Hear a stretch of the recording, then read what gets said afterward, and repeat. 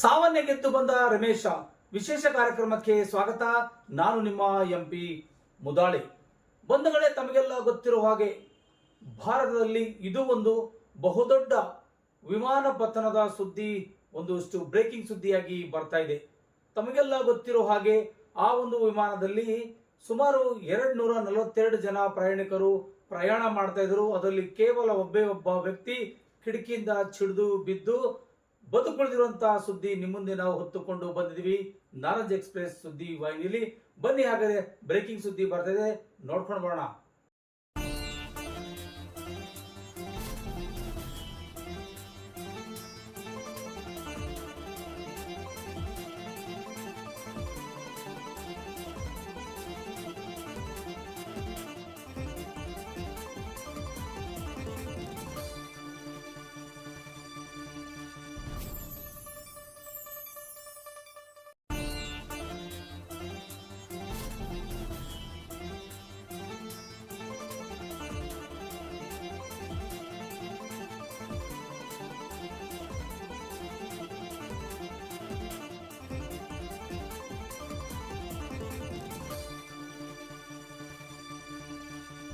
ತಾವೆಲ್ಲ ನೋಡಿದ್ರಲ್ಲ, ಈ 241 ಜನರು ಸಂಪೂರ್ಣವಾಗಿ ವಿಮಾನದಲ್ಲಿ ಸುಟ್ಟು ಕರ್ಕಲಾಗಿದ್ದಾರೆ.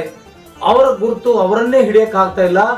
ಅಂತ ಸಂದರ್ಭದಲ್ಲಿ ಆ ಒಂದು ಎಂತ ದೊಡ್ಡ ಭಯಾನಕ ಸ್ಥಿತಿಯಲ್ಲಿ ರಮೇಶ್ ಅನ್ನುವಂತ ವ್ಯಕ್ತಿ ಹೋಗ್ತಾ ಇರಲ್ಲ, ಕೇವಲ ಆ ಕಿಟಕಿಯಿಂದ ಜಿಗಿದು ಪಾರಾಗಿ ಬಂದಿದ್ದಾನೆ, ಬದುಕು ಉಳಿದಿದ್ದಾನೆ.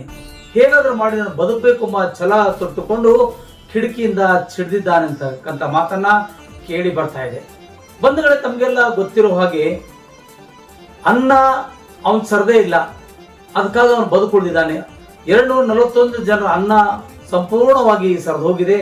ಹಾಗಾಗಿ ಅವರು ಎಲ್ಲರೂ ಕೂಡ ಈ ಒಂದು ವಿಮಾನದ ಒಂದು ನೆಪದಡಿಯಲ್ಲಿ ಸಿಕ್ಕಾಕಿಕೊಂಡು ಒದ್ದಾಡಿ ಚೀರಾಡಿ ಕೂಗಾಡಿ ಸುಟ್ಟು ಕರ್ಕಲಾಗಿದ್ದಾರೆ. ಅವರು ಯಾರು ಅಂತಕ್ಕಂಥದ್ದನ್ನ ಗುರ್ತು ಹಿಡಿಯಕ್ಕೂ ಕೂಡ ಆಗ್ತಾ ಇಲ್ಲ, ಅಂತ ಪರಿಸ್ಥಿತಿ ಎದುರಾಗಿದೆ.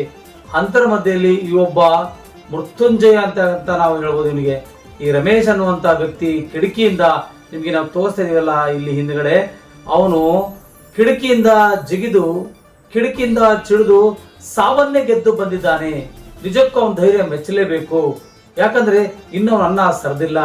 ಅವನು ಇನ್ನು ಇಲ್ಲಿ ಭೂಮಿ ಮೇಲೆ ಉಳಿತಕ್ಕಂಥದ್ದು ಬಹಳಷ್ಟು ಟೈಮ್ ಇದೆ. ಹಾಗಾಗಿ ಅಂತ ವಿಮಾನದಲ್ಲಿ, ವಿಮಾನ ಅಂದ್ರೆ ಸಾಕು, ನಿಜಕ್ಕೂ ಹೇಳ್ತೇನಲ್ಲ, ಅದು ನೋಡ್ಕೊಳ್ಳಿಕ್ಕೆ ಎಷ್ಟು ಸುಂದರವಾಗಿರ್ತಕ್ಕಂಥ ವಿಮಾನ. ಅದೆಷ್ಟೋ ಜನ ಮಕ್ಕಳು ಸೆಲ್ಫಿ ತಗೊಂಡಿದ್ದಾರೆ, ತನ್ನ ಮಕ್ಕಳೊಂದಿಗೆ ಸೆಲ್ಫಿ ಕೂಡ ಹಾಕಿದ್ದಾರೆ. ಆದ್ರೂ ಕೂಡ ಇವತ್ತು ಒಬ್ಬ ಆ ಒಂದು ವಿಮಾನ ದುರಂತದಲ್ಲಿ ತಮ್ಮದೇ ಅಂತ ಬದುಕನ್ನ ಅಂತ್ಯ ಮಾಡಿಕೊಂಡಿದ್ದಾರೆ. ಹೀಗಾಗತ್ತೆ ಅಂತಕ್ಕಂಥ ವಿಚಾರವನ್ನು ಕೂಡ ಯಾರು ಕೂಡ ಊಹಿಸ್ಲಿಕ್ಕಾಗಲಿಲ್ಲ. ಆದ್ರೆ ಈ ರೀತಿಯಾಗಿ ಒಂದು ಅವಘಡ ಮತ್ತು ವಿಮಾನ ಪತನದ ಸುದ್ದಿ ಕೇಳಿ ಇಡೀ ದೇಶವೇ ಒಂದಿಷ್ಟು ಬೆರಗಾಗುವಂತ ರೀತಿಯಲ್ಲಿ ಮಾಡಿದೆ ಅಂತಕ್ಕಂಥ ಮಾತನ್ನ ಇಲ್ಲಿ ನಾವು ನಿಮ್ಗೆ ಹೇಳಲೇಬೇಕಾಗಿದೆ.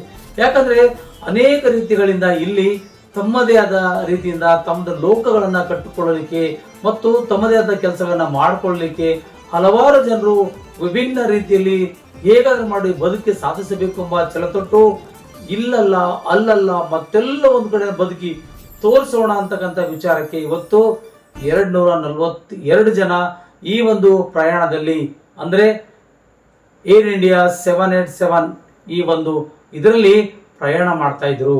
ಆ ಪ್ರಯಾಣದಲ್ಲಿ ಏನೋ ತಾಂತ್ರಿಕ ದೋಷವಾಗಿದ್ದರಿಂದ ಈ ರೀತಿಯಾಗಿ ಒಂದು ಬಿಲ್ಡಿಂಗ್ಗೆ ಅಪ್ಪಳಿಸಿ ಅಲ್ಲಿರ್ತಕ್ಕಂಥ ಹಾಸ್ಟೆಲ್ ಮಕ್ಕಳಿಗೆ ಅನಾಹುತ ಆಗಿದೆ. ಅಲ್ಲಿ ಕೂಡ ಸಾಕಷ್ಟು ತೊಂದರೆ ಆಗಿದೆ.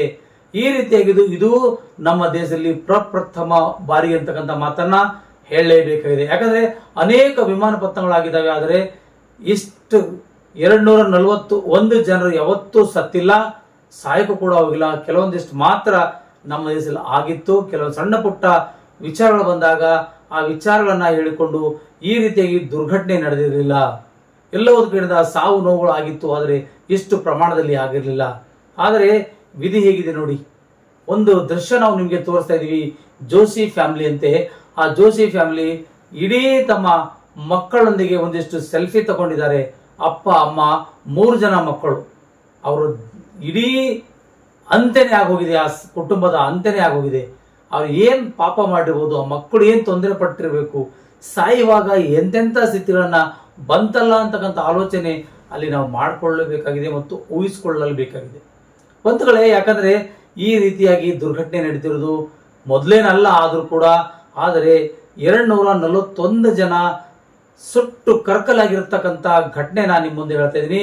ಇದು ನಮ್ಮ ದೇಶದಲ್ಲಿ ಪ್ರಪ್ರಥಮವಾಗಿ ಆಗಿದೆ ಅಂತಕ್ಕಂಥ ಮಾತನ್ನ ಇಲ್ಲಿ ನಾವು ಹೇಳಲೇಬೇಕಾಗಿದೆ.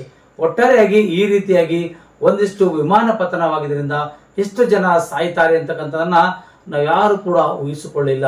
ಎಲ್ಲವನ್ನು ಕೂಡ ಸಮಯದಲ್ಲಿ ಹೋಗಿ ವಿಮಾನನೇ ಬಿದ್ದೋಗಿದೆ ಅಂದರೆ ಅಲ್ಲಿ ಕೂಡ ಸತ್ತು ಹೋಗ್ತಾ ಇದ್ರು. ಆದರೆ ಇಲ್ಲಿ ಕೇವಲ ಆ ಒಂದು ವಿಮಾನ ನಿಲ್ದಾಣದಿಂದ 5 ನಿಮಿಷ ಸ್ವಲ್ಪ ಮಟ್ಟಿಗೆ ಮೇಲ್ ಹೋಗಿತ್ತು. ಆ ಮೇಲ್ ಹೋಗಿದ್ದನ್ನ ತಾಂತ್ರಿಕ ದೋಷ ಇದೆ ಅಂತಕ್ಕಂಥ ಆ ಪೈಲಟ್ ಕೂಡ ಹೇಳಿದ್ರು ಸಹ ಅಲ್ಲಿಂದ ಕಂಟ್ರೋಲರ್ಗಳು ಕೂಡ ಅದನ್ನು ಕೇಳಲಿಲ್ಲ. ಹಾಗಾಗಿ ಎಲ್ಲ ಒಂದು ಕಡೆಯಿಂದ ಅದನ್ನ ಒಂದು ಬಿಲ್ಡಿಂಗ್ಗೆ, ಒಂದು ವಸತಿ ಶಾಲೆ ಹಾಸ್ಟೆಲ್ಗೆ ಅಪ್ಪಳಿಸಿ ಅದನ್ನ ಈ ರೀತಿಯಾಗಿ ಒಂದಿಷ್ಟು ಬೆಂಕಿ ಹತ್ಕೊಂಡು ಒಳಗಿರ್ತಕ್ಕಂಥ 241 ಜನ ಸುಟ್ಟು ಕರ್ಕಲಾಗಿದ್ದಾರೆ. ಅವರ ಮುಖ ಅವರಿಗೆ ಇವತ್ತು ಗೊತ್ತಾಗತಕ್ಕಂಥ ಹಿಡಿಯಕ್ಕಾಗ್ತಾ ಇಲ್ಲ, ಆ ಮಟ್ಟಕ್ಕೆ ಅಲ್ಲಿ ಸ್ಮಶಾನವಾಗಿದ್ದಾರೆ. ಅಲ್ಲಿರ್ತಕ್ಕಂಥ ವಾತಾವರಣ ನೋಡಿದ್ರು ಕೂಡ ಅಯ್ಯೋ ಪಾಪ ಅಂತಕ್ಕಂಥ ಮಟ್ಟಕ್ಕೆ ಬಂದು ನಾವು ನಿಂತಿದ್ದಾರೆ. ಸಾಕಷ್ಟು ರೀತಿಗಳಿಂದ ಒಂದು ರೀತಿಯಿಂದ ಇಲ್ಲಿ ತಮ್ಮದೇ ರೀತಿಯಲ್ಲಿ ಒಂದಿಷ್ಟು ಪೊಲೀಸರ ಸಹಕಾರ ಮತ್ತು ಫೈರ್ ಬ್ರಿಗೇಡ್ನ ಅನೇಕ ರೀತಿಗಳಿಂದ ತೊಂದರೆ ಅನುಭವಿಸಿಕೊಂಡು ಅಲ್ಲನ್ನು ಉಳಿಸ್ಕೊಳ್ಳಿಕ್ಕೆ ಪ್ರಯತ್ನ ಪಟ್ಟಿದ್ದಾರೆ. ಆದರೆ ಅದರಲ್ಲಿ ಉಳ್ಕೊಂಡಿದ್ದು ಮಾತ್ರ ಕೇವಲ ಒಬ್ಬ ರಮೇಶ್ ಅನ್ನುವಂಥ ಯುವಕ ಕಿಟಕಿಯಿಂದ ಜಿಗಿದು ನಾನು ಬದುಕಲೇಬೇಕು ಅಂತಕ್ಕಂಥ ಒಂದು ಪಣತೊಟ್ಟು ಹಾರಿ ಬಂದಿದ್ದಾನೆ. ಅವನ ಧೈರ್ಯ ಮೆಚ್ಚಲೇಬೇಕು. ನಿಜಕ್ಕೂ ಈ ರೀತಿಯಾಗಿ ಎಲ್ಲರಲ್ಲಿ ಈ ಥರ ಧೈರ್ಯ ಇರಬೇಕು. ಆದರೆ ಸಣ್ಣ ಸಣ್ಣ ಮಕ್ಕಳಿದ್ದಾರೆ, ಹೆಣ್ಣು ಮಕ್ಕಳಿದ್ದಾರೆ, ಅದೆಷ್ಟೋ ಜನ ವಯಸ್ಕರಿದ್ದಾರೆ, ಅದರಲ್ಲಿ ತಮ್ಮದೇ ಆದಂಥ ರೀತಿಯಲ್ಲಿ ತಮ್ಮ ಜೀವನವನ್ನೇ ಅಂತ್ಯ ಮಾಡಿಕೊಂಡಿದ್ದಾರೆ ಅಂತಕ್ಕಂಥ ಮಾತನ್ನು ಹೇಳುತ್ತಾ ಈ ಒಂದು ಕಾರ್ಯಕ್ರಮ ಇಲ್ಲಿಗೆ ಮುಗಿಸ್ತಾ ಇದ್ದೀವಿ. ಯಾರೆಲ್ಲ ಈ ಸುದ್ದಿ ನೋಡ್ತಾ ಇದ್ರು ದಯವಿಟ್ಟು ಈ ಸುದ್ದಿಯನ್ನ ನೋಡೋಂಥವರೆಲ್ಲ ಸಬ್ಸ್ಕ್ರೈಬ್ ಮಾಡ್ಕೊಳ್ಳಿ, ಲೈಕ್ ಮಾಡಿ, ಶೇರ್ ಮಾಡಿ, ಕಮೆಂಟ್ಸ್ ಮಾಡೋ ಮೂಲಕ ಈ ಒಂದು ಸುದ್ದಿವನಿಗೆ ಬೆಂಬಲಿಸಬೇಕಾಗಿ ನಿಮ್ಮಲ್ಲಿ ಮನವಿ ಮಾಡ್ಕೊಳ್ತಾ ಇದ್ದೇನೆ. ಬಂಧುಗಳೇ, ಮತ್ತೊಂದು ವಿಷಯ ಏನಪ್ಪಾ ಅಂತಂದ್ರೆ ಸ್ವತಂತ್ರ ಪತ್ರಿಕೋದ್ಯಮಕ್ಕೆ ನಿಮ್ಮೆಲ್ಲರ ಸಹಕಾರ ಅಗತ್ಯವಾಗಿದೆ. ದಯವಿಟ್ಟು ನಮ್ಮಂಥವರಿಗೆ ನೀವು ಸಹಕಾರ ಮಾಡೋ ಮೂಲಕ ಬೆಳೆಸಿ ಪ್ರೋತ್ಸಾಹಿಸಬೇಕೆನ್ನೋದೇ ಏಕೈಕ ಒಂದು ವಿನಂತಿಯಾಗುತ್ತದೆ. ಮುಂದಿನ ಸುದ್ದಿಗಾಗಿ ಮತ್ತೆ ಬರ್ತೀನಿ. ಧನ್ಯವಾದಗಳು. ನಾನು ನಿಮ್ಮ MP ಮುದಾಳೆ.